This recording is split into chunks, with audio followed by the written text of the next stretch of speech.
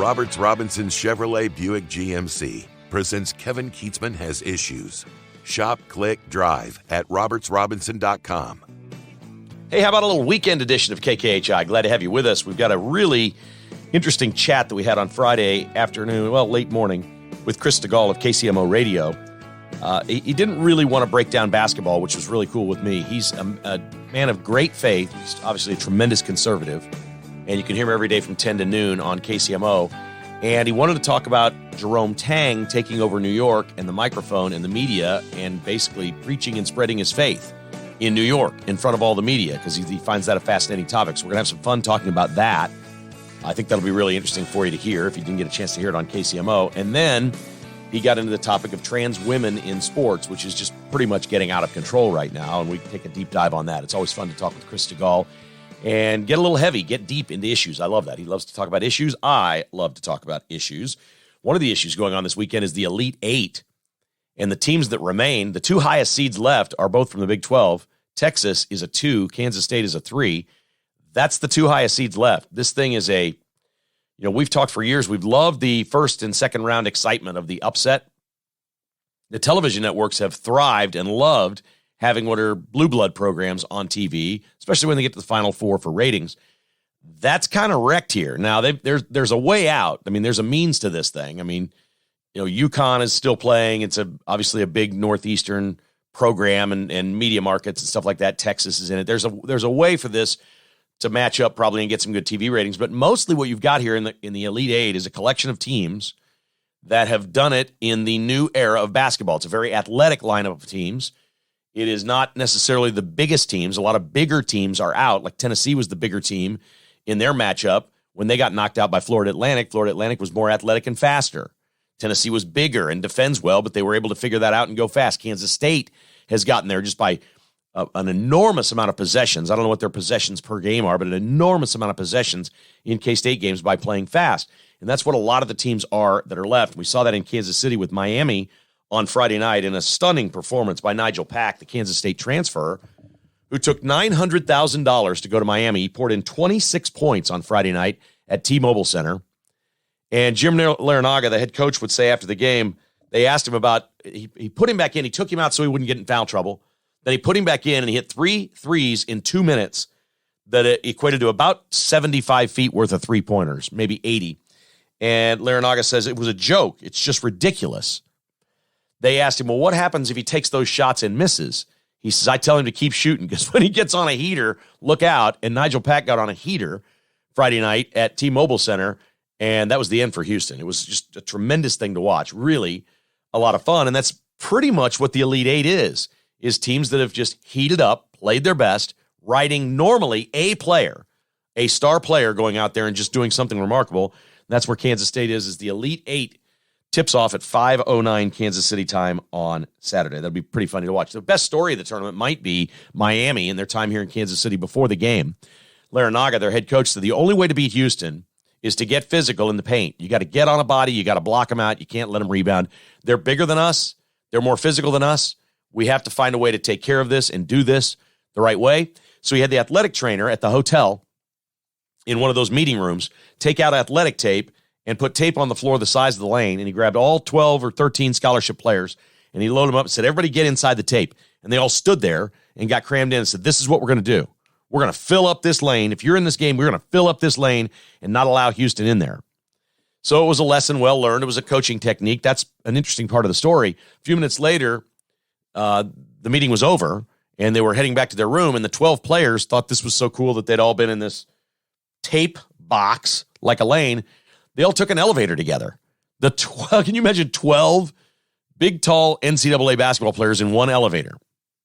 Well, you guessed it. The elevator got stuck, and they were stuck in it for 30 minutes. So if he was trying to drive home the point of clogging up the lane by putting athletic tape on the floor, imagine how that was driven home when these players were stuck in an elevator for 30 minutes together. Miami played great. Everybody playing this weekend has played very, very well to get there. It's pretty cool stuff. All right, Weekend KKHI is brought to you by bstock.net, now featuring Sonos home audio systems. Hey, and they'll install. They're going to save you money. This is the gold standard of home audio. Whether you love movies, whether you want a Spotify all around your house, or you just want great sound for a Chiefs game, Sonos is the way to go. It's what I have in my home. It is a wonderful system. It's very easy. B-Stock sells it for less, and they have an install team. Contact them at bstock.net and ask about Sonos home audio systems, the gold standard in home audio. And my friends at Smoke and Fire, I've been with these folks, Jim and Joan Cotty, for many, many years. They've got a new location from where we used to do our radio remotes. They've moved to 119th and Metcalf, a new store location. But right now, if you mention my name, just go in and mention my name. Just Kevin is good enough. Kevin sent me 30% off Kamado Joe pellet grills and the charcoal and accessories that go with it. 30% off Camp Chef pellet grills as well. Got a big sale going on. They have an end of winter sale going on. Gas logs are on sale, and you get a free remote or free installation, your pick, with your gas logs. They have spices, rubs, sauces. It's a great place to shop to improve what you cook. If you don't need a new grill, you probably need a new scrubber. If you're still using a wire brush, go to Smoke and Fire and get rid of your wire brush and get one that is not wire. People are getting sick from wire brushes. The little piece of wire gets stuck on your grill. It's in your food, and it's getting stuck in people's stomachs. Get away from a wire brush. If nothing else, go to Smoke and Fire. They got a great lineup of accessories like that to keep your grill clean and safe and tasty with all, oh my gosh, Jessica loves the spices. She gets jars of their jalapeno peppers. They got so much cool food at Smoke and Fire. Check it out, 119th and Metcalf. When you go in there, mention my name, and they're going to take really good care of you. At Smoke and Fire, the Smoke and Fire place. Cool stuff. All right, I got a chance to spend a few minutes with Chris Stigall on a couple of deep subjects. Now, remember, Chris is a man of great faith. He is a devout Christian. And what Jerome Tang said on the podium in New York really caught his ear. So we dive into that, and we talk about trans women in sports from the Chris Stigall Show. I wanted to start the show today, not because I know the first thing about it, but only because I was so charmed by this moment yesterday. I have not followed, again, full disclosure, no offense to you K-State fans, I don't follow college basketball, never have. So I don't know of what I speak. But I do know there was a big upset last night. I saw Mark sent me the final play of the game, which was thrilling. I mean, it looked, how do you describe what happened there, Mark? Was that a play call that I watched? Yeah, it looked like they were doing a fake argument where Noel, who's the point guard for Kansas State, looks at the coach, and then it was some they ended up theatrics. lobbing an alley-oop from close to half court for a slam dunk to take the 2-point lead. So it was incredible. So they were trying to theatrically project they were having a disagreement, which caused the other team to get a little confused or something, and that was actually a signal to basically hurl the ball to the back line. Yeah, for the slam dunk. Yeah, that's what it looked like. Pretty cool. Anyway, after the game, K-State wins in an exciting fashion, and this happened. Listen, this is the coach. We have to celebrate a little bit. Hope y'all didn't mind, but work too darn hard not to come in here. Not to enjoy a little bit, right? Okay. Hey, first of all, I just want to thank my Lord and Savior, Jesus Christ. I'm just telling you, people, I would not be where I'm at right now if it wasn't for his faithfulness in my life and guidance. And every one of these guys up here, their faith is important to them. It doesn't matter what their faith is, but it's important to them. It guides their life, right? And I see it. I've seen it in their work ethic. I've seen it in how they treat people off the court. And I hope y'all saw the love that they have for each other, the joy with which they play, and the freedom that they're allowed to be out there and play with. And man, I'm just really, really thankful I get to yell at them at practice one more day. And, we just get to spend another day and dap each other up, getting on and off all the little things that really, really matter. Man, I'm just so thankful for that. I don't know, when was the last time you saw somebody just sincerely, genuinely seeming to enjoy life? Not just a win, but just seemed really kind of just being a light. I don't know, it was really positive. Maybe I'm being overly saccharine about it. Kevin Keatsman, I decided to call. He is a steely-eyed sports aficionado from way back in this town, also a K-Stater, a K-State alum, fan, watches this stuff with religion, and has a fantastic podcast where I'm sure he's already discussed this and so many other issues. Kevin Keatsman has issues. So Keats, again, I don't know anything about anything, but I just found the whole exchange charming. Good morning. Well, thanks, Chris, for having me. I appreciate that. And yes, it's fun to be a K-Stater today. There's no question about that. This is right in the wheelhouse of what I think makes great talk radio or great podcasting. And I mean, we could sit here all day long and break down the play, and it was a great play, and it was scripted. And Marquise Noel, the point guard, and Jerome Tang have not had one surly word at each other all year. So when you saw them kind of chirping, you're like, what is this? That's not what K-State does. Every team has shortcomings. K-State's shortcoming is not that they argue with each other or fight or anything like that. There's none of that in them. So what you've tapped into brilliantly, as you always do, you found the crux of what the real story is here. The real story with Kansas State, which is a 3 seed, and I expected them to win last night. I know Vegas had they were a 1.5 point underdog. By the time the game tipped off, they were a 2 point favorite. So it was basically a pick 'em kind of game. But what you've tapped into really is the contrast between Kansas State and what we know in the college basketball world or the pro basketball world, which everybody looks at and thinks of as woke. Incredibly woke, corrupt. And sometimes there's a criminal element to it. Alabama may be the best team left in the tournament. They're a number 1 seed. They play tonight. They have a player on their team, Brandon Miller, who's the best player. He is the best player left in the tournament. He was best player in the country all year. Several months ago, he went when his teammate asked him to go back and get his gun for him. He got in a car, he drove off, he got the gun, he came back with the gun, gave it to his teammate, and in the backseat of the car, his teammate gave the gun to another guy who a few minutes later killed a girl. And this guy is still playing basketball at Alabama because they can't really charge him with anything. But it's as unseemly and disgusting and despicable as anything there is. And then there's Jerome Tang, who took the job at K-State on one condition. He told the athletic director, I know it's a public school, but I'm going to talk about my faith in Jesus Christ. I'm going to talk about my religion, and we're going to wear it. And he wears a T-shirt that says Crazy Faith, and then it has the Wildcat logo on it. Well, that's not approved by Nike or the NCAA or anything. He's just wearing it, and he doesn't care. And he said something the other day that you probably have heard or said. I'm not that great on these sort of things, so I'm paraphrasing, and I'll probably botch this. He said, I preach the gospel every day to my players, and sometimes I even use words. And somebody said, well, what does that mean? He said, it means I love my wife, I love my family, I do the right things, and I'm teaching them how to live that way. And that's what college basketball and college athletics has always been to me. And when you win, it's great. When you do it this way and you're creating character in young men who maybe have backgrounds where there wasn't much character or structure in their lives, you're doing something much greater than winning a basketball game. Beautifully, beautifully put, as you always do, Kevin Keatsman. I liken this to, and I don't want to get too far off script, but do you know why I watched the first few episodes of the Apple Plus phenomenon now called Ted Lasso, starring Kansas City's own Jason Sudeikis? The reason I found that show in the offing early charming was for this very same storyline. It was sweet. It was nice. It was actually a really lovely story. And I'm not saying the rest of the show hasn't been great. Maybe you haven't seen it, but regardless of whether you haven't or not, Jason Sudeikis plays this very lovely guy who's a college football coach from Wichita State, I believe, and they hire him to go coach a soccer team in England, and for the express purpose of trying to tank it. It's sort of a theme, kind of like the old Major League movie was. The owner kind of wants to tank the team. Everyone's cynical and surly and snarky, and Jason Sudeikis plays this really, they don't really talk about faith necessarily, but you kind of get the sense that even the guy, maybe he's a Christian, I don't know, but he's a good, optimistic, happy, ebullient guy who's completely impervious to the cynicism around him. And I found the whole thing kind of a charming story, at least early on. That's what I kind of saw in this last night, if that makes sense.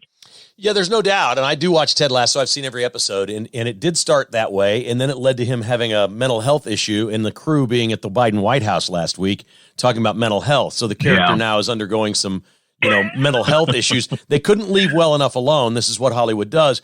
And in the first episode of the season this year, there were actually a couple of political drop-ins that were liberal. So I'm very fearful that this show is going to evolve into something that it didn't start out as. But, a lot of people do that. When you have success with something, you start to think, okay, we're invincible now. We're making all this money. We've done all this great thing. Now let's preach a little bit. So I'm a little worried that Ted Lasso is going to get preachy.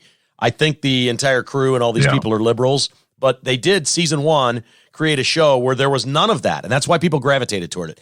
Every episode when it ended, you felt better about life. You felt better about humanity. You're like, oh, there's these surly people around him, but he's this guy from Kansas that has this optimism and this aw shucks me guy that's making everybody around him look at the world in a different way and feel better about treating other people better. Will the show lose that? It probably will over time because they all have story arcs and do things. But That is Jerome Tang. And to be honest, let me just tell everybody listening right now, I thought this was one of the worst hires I'd ever seen at Kansas State. This man was an assistant coach in one place for 19 years and was never a head coach. I mean, he had nothing on his resume that says head coach. He had nothing. He comes in, you heard his personality, the way he talks. He started doing that. He started talking about his faith. They had no players. Last July, they had 2 players on the roster. He went out and got 9 more players in the transfer portal, none of whom really had very good resumes. They'd been at smaller schools. There was nobody to get excited about except Keontae Johnson, who was a Florida transfer who had myocarditis and collapsed on a basketball floor 2 years ago. And not really any other schools were going to let him play because they were afraid it was going to happen again. K-State gave him a chance. He's been phenomenal. He's healthy. The rest of the story writes itself. I couldn't have been more wrong. Optimism in life wins, Chris. You know this. Your listeners know this.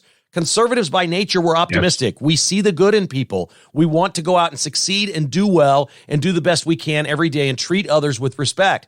This is our life. This is the way we walk around and live. And when we see people on the left trying to tear all that down and we see the hate and the things that they do and the way they try to divide people and label people, it's counterproductive to anything any society could ever have. And I just wish some liberals on the left and maybe some young black voters will look at Jerome Tang and go, you know what? Maybe he's got a better way than what I've been seeing where I am.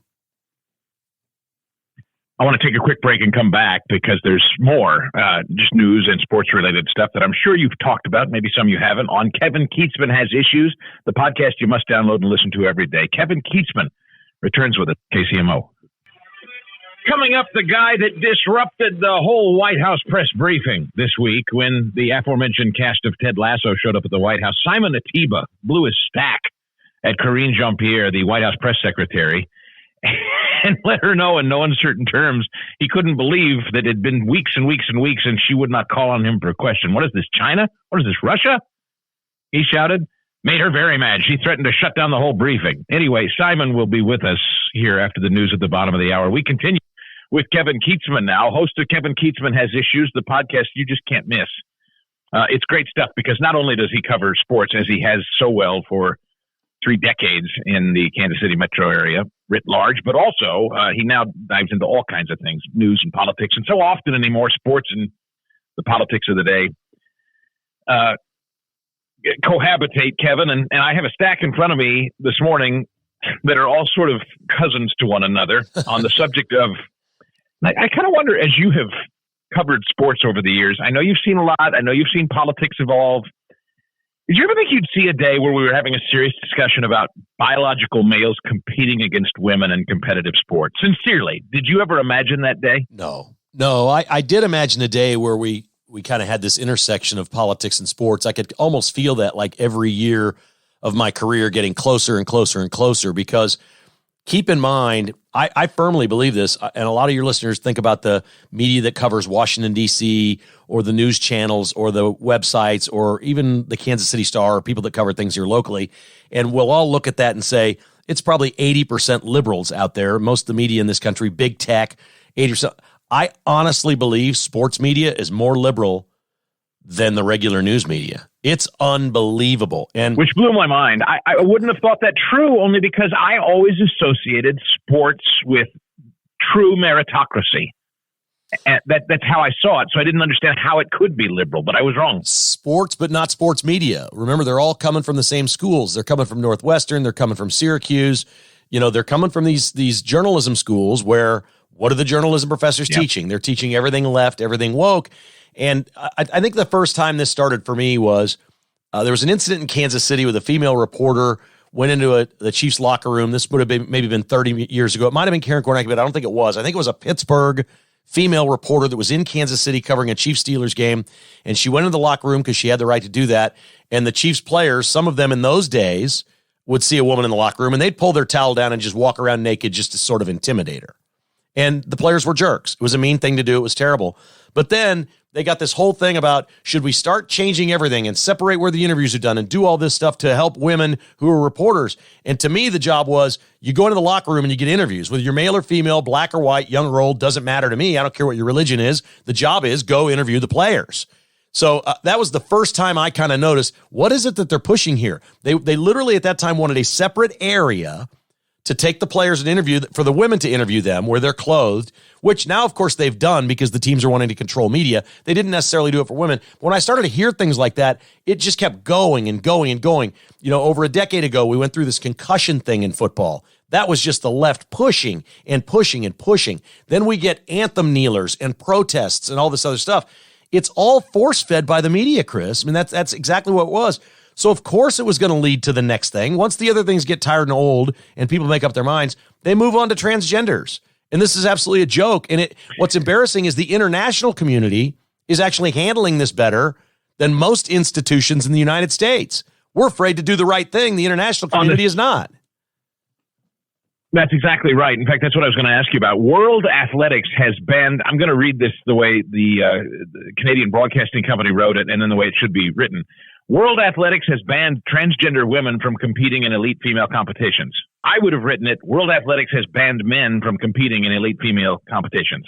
That's the way it should read. So, yes, that just makes proper sense. But this on the same week that somebody called Tiffany Thomas, who was born male, age 46, just came in first place in a cycling race in New York City Sunday, leaving actual women in the dust. Kansas, as you know, Governor Laura Kelly has just vetoed a bill that passed through the legislature with the help of people like Riley Gaines, trying to ban men from competing against women in Kansas sports. She vetoed it. So culturally, I don't understand. Well, I shouldn't say I don't understand. I do understand, but so far, I don't think the culture is with the left on this. Do you? I don't understand, and the culture is not with the left. We have sports for women. We have sports for men. We have sports for children. We have Special Olympics for people with special needs. We have categories of athletics for everyone. The discussion here, we're missing the entire thing. Let's just have trans competition. And if the athletic department at Harvard wants to have trans swimming, have trans swimming. And let's start a league. And I guarantee you there's plenty of universities around there that will throw money at this and say, we'll have trans competitions. But here's the problem, Chris. They don't want trans competitions. They want to break things down. That's what liberals do. They want to tear down institutions that have existed in this country for 250 years. And now we just spent the last 50 years under Title IX, getting to a place where we were celebrating women's athletics and building it up to where it's equal to men's athletics in the land of opportunity, that is, that there would be the same opportunity for women as men in athletics. And now they want to tear down women. That's all this is. This isn't women becoming men going into men's sports. This is men becoming women going into women's sports. We spent 50 years, the liberals spent, on women's lib. We used to call it women's lib, right? The equal rights and all this other stuff. So we had all that. They built it up, and now they want to tear that down? What do these people do? I mean, do they just sit around all day and think of things to complain about? The simple solution here is trans sports. And I don't know one single American that would be against that. You may not watch it. You may not support it. You may not want to go or even know it exists. But who would be against it? Let's create trans sports and let the schools be the breeding ground for it. An adjacent subject very quickly. I got about a minute, Kevin. The Blackhawks now. The Chicago Blackhawks will not wear Pride warm-up jerseys over concerns for players, safety concerns or security concerns. So you've had a Philadelphia Flyers player say, I'm not wearing the Pride jersey. Then the Islanders came out and they just skipped the Pride jersey night altogether. The Sharks then had a Pride night jersey, and one of their players said, I'm not doing it, and it became a thing. Now the Blackhawks say, we're not doing it. So one team does it, player rejects it.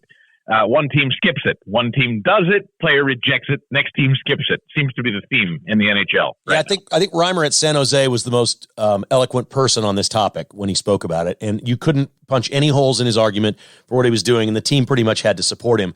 Look, the NHL isn't stupid. It's a losing battle for them. There's no point in it. The Royals did this last year. They had Pride Night and did it. And I'm like, okay, there was a smattering of applause and some people at the game.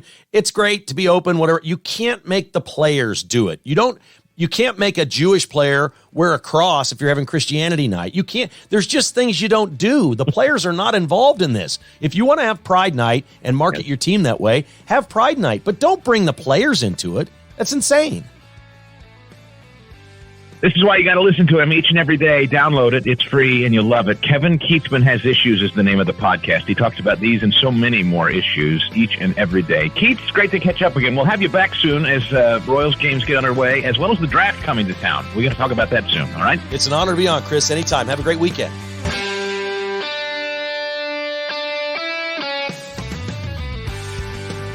Thanks for listening to Kevin Keatsman Has Issues, presented by Roberts Robinson Chevrolet Buick GMC. To get exclusive patrons-only podcasts, receive a weekly newsletter, and attend in-person patrons-only parties, visit KKHissues.com and become a patron today. This has been a production of Crooked Tail Media Incorporated.